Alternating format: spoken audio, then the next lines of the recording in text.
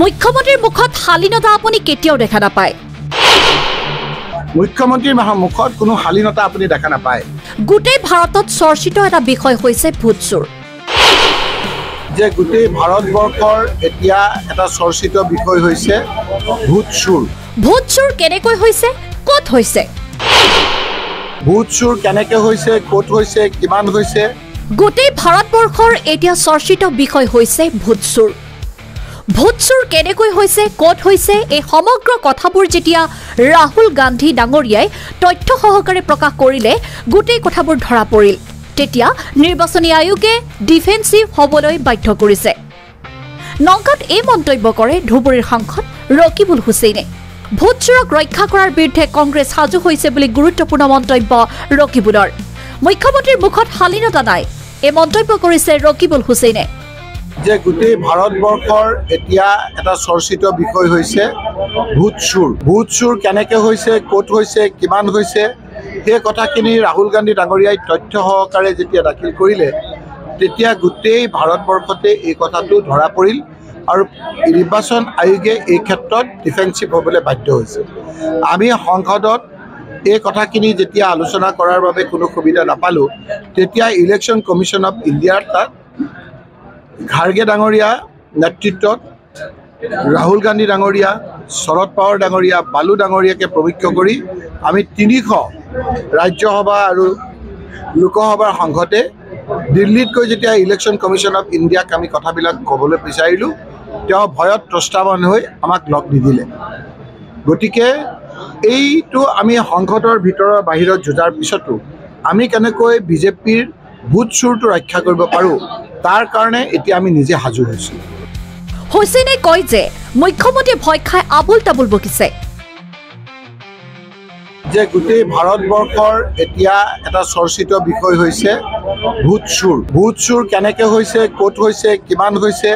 সেই কথাখিনি ৰাহুল গান্ধী ডাঙৰীয়াই তথ্য সহকাৰে যেতিয়া দাখিল কৰিলে, তেতিয়া গোটেই ভাৰতবৰ্ষতে এই কথাটো ধৰা পৰিল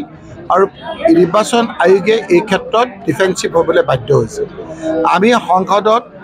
এই কথাখিনি যেতিয়া আলোচনা কৰাৰ বাবে কোনো সুবিধা নাপালোঁ, তেতিয়া ইলেকশ্যন কমিশ্যন অফ ইণ্ডিয়াৰ তাত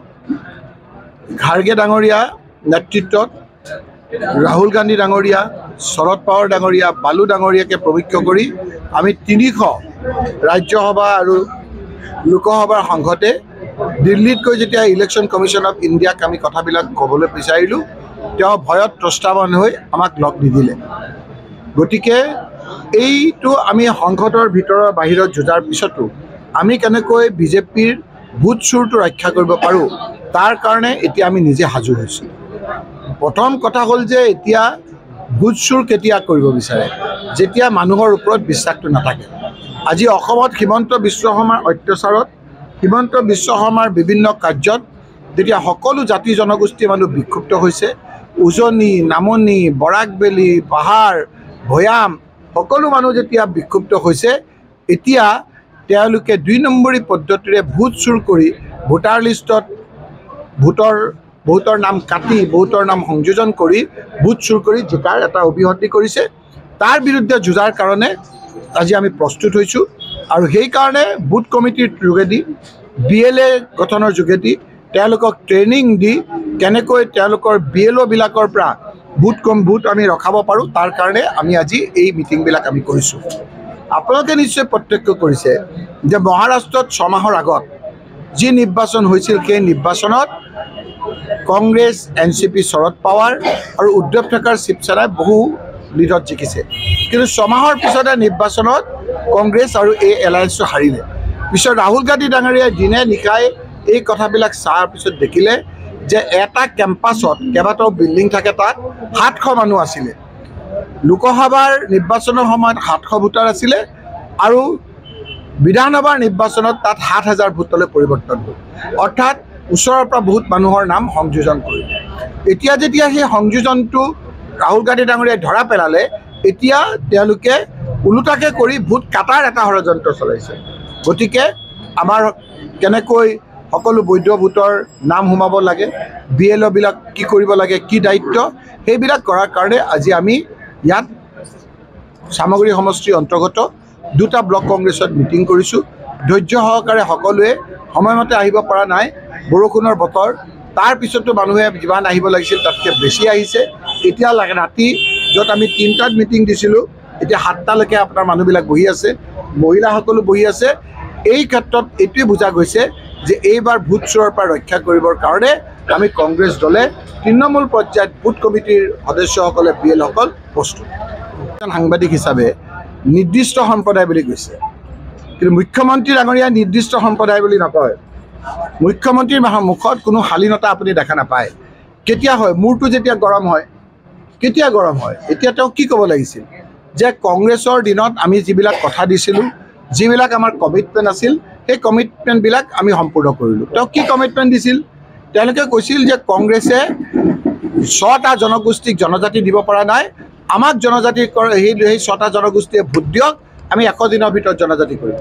এতিয়া নিৰ্বাচনৰ সময়ত সেই জনগোষ্ঠীসমূহ ৰাজপথলৈ নামিছে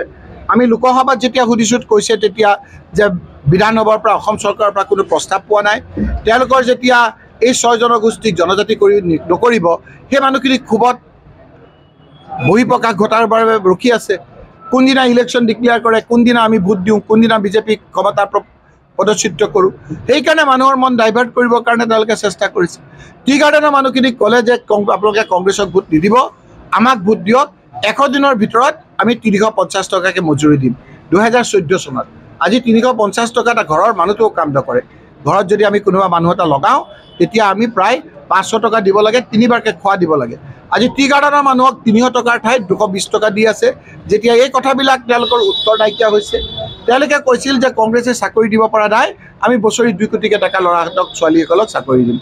হিমন্ত বিশ্ব শৰ্মাই কৈছিল বছৰি মই 25 লাখকৈ চাকৰি দিম এতিয়া 25 লাখকৈ 10 বছৰত তেওঁলোকে কিমান দিলে বুলি যদি প্ৰশ্ন কৰে সেই কথাবিলাক যদি প্ৰশ্ন কৰিব নোৱাৰে সেইকাৰণে আপুনি কোৱাৰ দৰে বিভিন্ন কথাৰে এতিয়া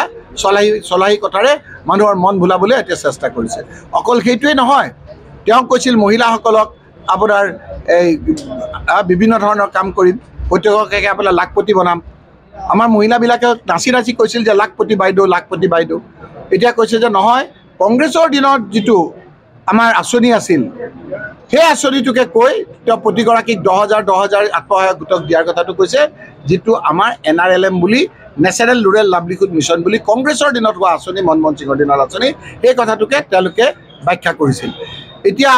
আমাৰ চৰকাৰৰ দিনত যি সময়ত আমাৰ অসমত কৰ্মচাৰীক দৰমহা দিব পৰা নাছিল আমি দুখীয়া ল'ৰা ছোৱালীবিলাকক দুপৰীয়া খোৱা দিছিলোঁ আমি ইউনিফৰ্ম দিছিলোঁ দুখীয়া মানুহবিলাকক 8, 9, 10ৰ ছোৱালীক চাইকেল দিছিলোঁ ফাৰ্ষ্ট ডিভিজন পাছ কৰা ল'ৰা ছোৱালীক আমি লেপটপ দিছিলোঁ ছেকেণ্ড ডিভিজন পাছ কৰা মানুহক টেবলেট দিছিলোঁ